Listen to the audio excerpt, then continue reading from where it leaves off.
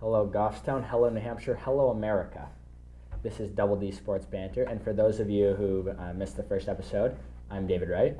That's Dylan Skinner, and we are coming to you from GHS Homecoming Week, where today's theme was Ugly Sweater Day, and boy are these some ugly sweaters.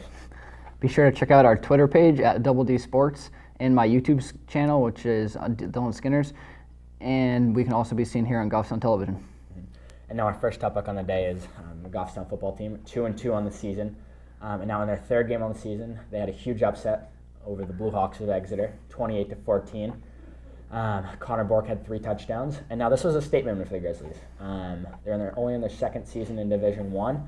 And this win shows that they can compete with the Powers. Exeter was in the semifinals last year, and it was an overall good solid team win. It was considered the biggest upset of the season so far in Division I. And next game after that was Portsmouth. I went down to that game. They were in the game very well. They had 7 turnovers, which was rough on the offensive side, but their defense was able to keep them in the game. Interception by Cam Bond, that was huge, but their defense was good. Offense struggled a little bit, but it was all right. And we were able to speak with Coach Justin Huff about the 2 games before that, and let's see what he had to say. Hello, we are here with Coach Huff. Now, Coach, your football team is 2-2 on the season. I mean, is this where you expect to be at this point of the season, both record-wise and play-wise? I guess if you told me before the season that we'd be 2-2, I would have thought that would be pretty good.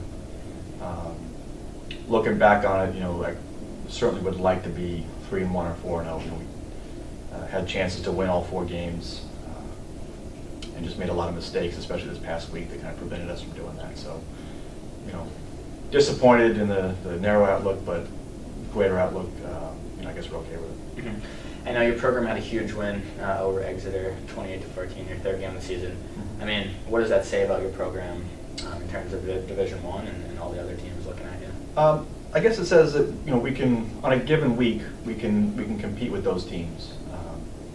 So that's a good thing.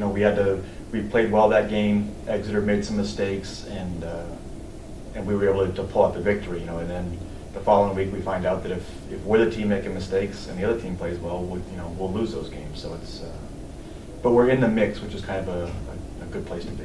And in that game, what can you say about Connor Bork? Obviously, he had 3 touchdowns and really helped your team. What can you say about him? Yeah, he had a great game. He's a spark plug for us. He's the most explosive player. He's makes big plays happen, and he's just he's a home run threat. And he was able to make big plays happen at big times against Exeter that really came help us come up with a big victory. Now onto the Portsmouth game. Obviously, you said a lot of turnovers. It was 7, but you're still right in the game. What does that show about your team and they're willing to compete through adversity? That was a good thing. That was the good news, was that there was I think 5 straight possessions that we turned the ball over. And it's frustrating, and kids are frustrated, but at the same time, we did keep fighting. We fought back and almost made it interesting at the end at least. So certainly happy that they fought to the final whistle, but not pleased with the outcome nor how it happened. That's stuff that we need to clean up. Mm-hmm. And upcoming week, you have Winnicott homecoming game. Should be a lot of fans there. What are you looking at Winnicott? Yeah, we're hoping to get a huge crowd out. It's another tough game. Division I, they're all tough, and Winnicott's a very good team. They've played other good teams very tough. They're big and strong. They run the ball a lot, and they play good defense. So we're really going to have to be on our game this week to try and compete with them. Well, that's it for today, and we thank you for joining us, and we'll catch up with you soon. Sounds good. Thanks, guys. Thank you.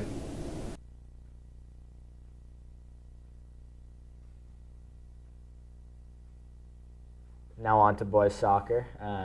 Dylan and I, members of the boys varsity soccer team, we're 6-3 on the season right now. Mm-hmm. Currently in 7th. I think it's a decent start. We aspire to be up higher in the standings, but I think we're at a good point right now. Yeah. So earlier in the season, we were having trouble scoring, but I think that link is definitely there between the defense, midfield, and offense.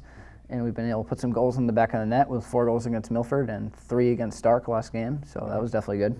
I think we're getting on a roll. The bottom line is, we're trying to find that lineup that we can go through the playoffs with. Obviously, we want a long playoff run.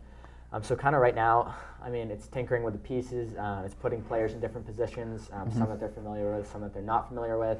It's kind of just trying to find that right balance of kids that that'll work out for us, and then that'll give us our best shot. I agree. Hopefully that'll send us deep into the playoffs like we've been hoping for. And now the field hockey team, after a tough 0-4 start, has now regrouped to win 4 of the last 5 and are now 4-5 on the season. Quite a recovery. I mean, we talked to Jess Brown before the season, and she knew that the team had the potential. Yep. And they're finally starting to realize it. They've been streaking hard. They've 4 of their last 5 games, all without 4 of the wins came without captain Alicia Minnick, who's one of the key, more important players on the team, and they've still been playing well, which is pretty solid. And now for the best team, probably in Goffstown right now, the girls volleyball team. Yep. 8-2 on the season in Division 1. They've won 6 straight. I mean, and they're kind of clicking on all cylinders. They now. Definitely are. I've been to a lot of those games. Pretty fun, very very entertaining to watch. They're very fun to go to. If you can get a chance, I recommend it. Yeah, they're clicking on all cylinders, getting it. They definitely are. We actually able to talk with Coach Matt Leonard about that, and he seemed to be happy with the girls. So let's take a look. We are here with volleyball coach Matthew Leonard. Now, Coach, you guys won 6 straight. This is clearly something's working, streaking hard. What can you take out of those last 6 games? Well, I think the biggest thing is when we pass well, we play well. The team's playing together. They're really passing well, getting into the setter. Our offense goes through our setter, and if we can get to the setter, good things are going to happen. So, yeah. And then we talked to Rebecca Filbert earlier Yeah. on one of our earlier shows, and she mentioned you have a very young squad this year. How is that? How is that plan out? Yeah, it's kind of interesting because it is a little young, I guess, but not really. We have 3 seniors with a lot of experience. Renee has 4 years varsity experience, starter. And then the 8 juniors, including one player, Katie Howe, who has 3 years varsity experience. So it seems young, but it's not really young. So that mix of new varsity players with the experience we have is really good.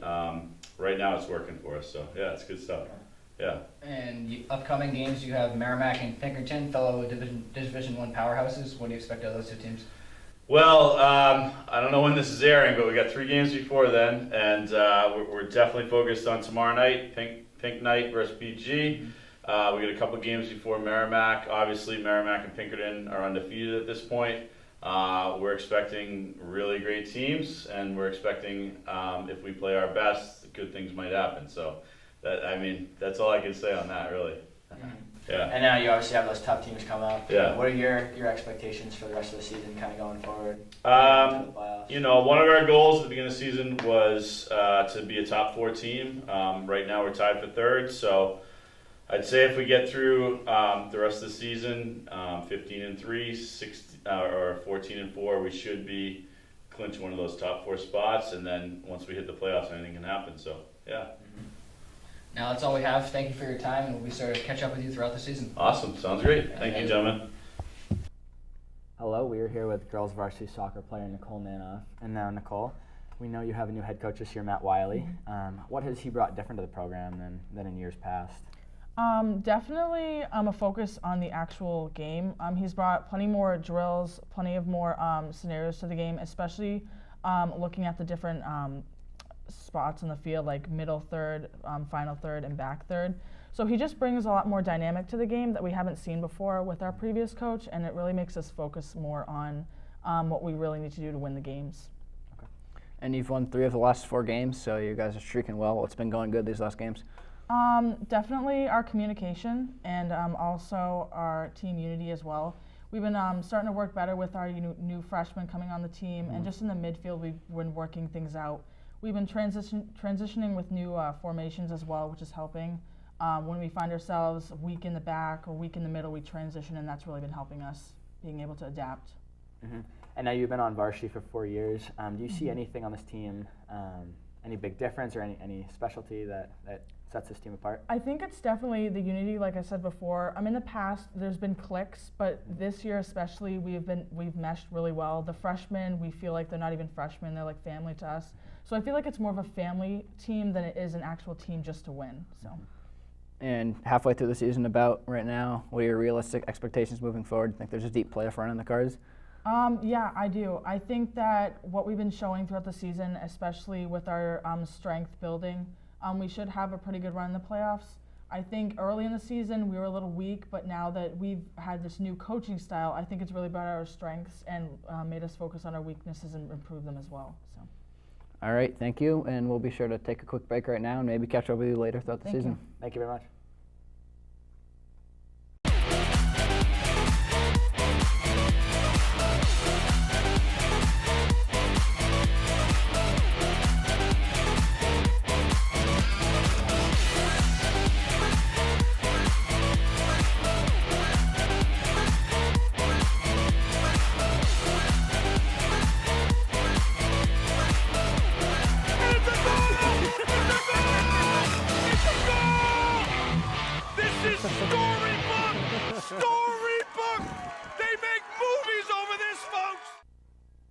It was good to hear from Nicole. We thank her very much for being part of the show, and we'd love to have her again sometime.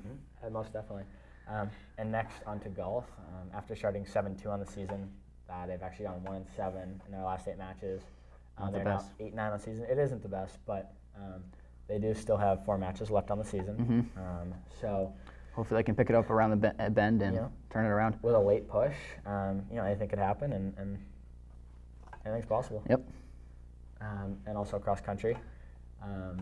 Recently, they finished 3rd out of Division II in a meet. Did Yep, very they're well. 3rd in the standings right now. They also have a home meet October 14th. So maybe get some fans out to that, support the cross country team. It doesn't usually get a lot of attendance. First home meet in a while, so Yeah. we'll definitely get that date out there for people to support. But I think that's all we have. That's all for we today. have for today. So we thank you for joining us, and we'll see you very soon. So yeah. Yep. Keep on keeping on.